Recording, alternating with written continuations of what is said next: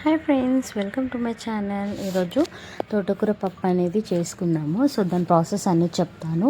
So పప్పు and తోటకూర బాగా వాష్ చేసి పెట్టుకోవాలి. సో అందులో కొంచెం చింతపండు అన్ని తోటకూర వేసి 5 పచ్చిమిరపకాయలు, 1/2 టేబుల్ స్పూన్ పసుపు వేసి బాగా కలుపుకోవాలి.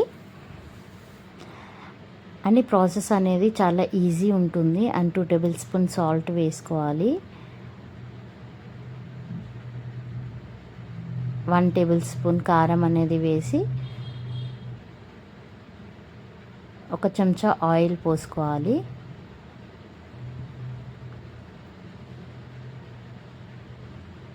సో ఒక చెంచా ఆయిల్ పోసుకొని ఒకసారి దీన్ని కలుపుకుందాం. సో 2 టమాటాలు కూడా కట్ చేసి వేసుకోవాలి. సో ఇవన్నీ వేసుకున్న తర్వాత ఒకసారి కలుపుకొని 5 విజిల్స్ వచ్చేంత వరకు స్టవ్ పైన పెట్టుకుందాం. అండ్ ఇది చాలా సింపుల్ ప్రాసెస్ అండ్ చాలా ఈజీగా అయిపోతుంది. పిల్లలకి కూడా చాలా బాగుంటుంది. ఎందుకంటే కొంతమంది పిల్లలు ఆకుకూరలు అన్నీ తిన్నారు కదా. సో వాళ్ళు ఎలా తింటారో అలాగే చేసి పెట్టాలి. సో ఇది మా పిల్లలైతే ఇది పప్పు అయితే తింటారు. సో అందుకని పప్పు అనేది చేస్తున్నాను, తోటకూర పప్పు అనేది. సో ఇలా ఒకసారి ట్రై చేసి చూడండి, చాలా టేస్టీగా ఉంటుంది, మీకు కూడా నచ్చుతుంది. అండ్ ఇది రోటీస్లో కానీ అండ్ రైస్లో కూడా చాలా బాగుంటుంది.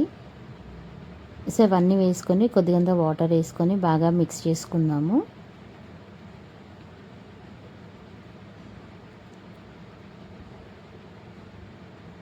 సో ఇదంతా బాగా కలుపుకొని మిక్స్ చేసుకున్న తర్వాత ఒక 5 విజిల్స్ వచ్చేలా స్టవ్ పైన పెట్టుకుందాము. సో 5 విజిల్స్ వచ్చిన తర్వాత సో మళ్ళీ దించేసి చూద్దాం ఉడికిందా లేదా అనేది. సో ఆల్మోస్ట్ ఉడికిపోయి ఉంటుంది,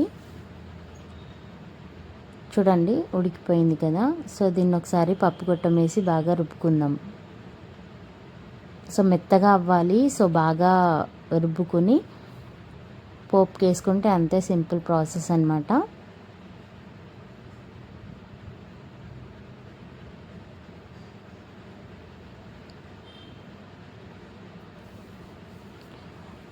బాగా మెదిగిపోయింది కదా. సో ఇప్పుడు ఇది పక్కన పెట్టుకొని మనం పోపుకి ఏమేమి కావాలి అనేది తీసి పెట్టుకుందాము. కొద్దిగంత వాటర్ వేసి ఒకసారి మళ్ళీ కలుపుకొని సో పోపుకి వేసుకుందాం. సో ఆయిల్ స్టవ్ పైన పెట్టుకొని జీలకర్ర, ఆవాలు, ఎండుమిరపకాయలు, ఎల్లిపాయలు వేసి బాగా ఫ్రై చేసుకోవాలి. సో అవి రెడ్ కలర్లోకి వచ్చాయి కదా. సో ఇప్పుడు పప్పు అనేది దీంట్లో వేసుకొని ఒక 5 మినిట్స్ అనేది ఉడకబెడదాం. సో ఒక్కసారి ఇది 5 మినిట్స్ అయిన తర్వాత స్టవ్ ఆఫ్ చేసుకొని సర్వ్ చేసుకుందాం. సో మీరు కూడా ట్రై చేసి చూడండి ఎలా కుదిరింది అనేది, చాలా టేస్టీగా ఉంటుంది. సో హెల్దీ కూడా. Thank you for watching the video. Like, share, subscribe to my channel.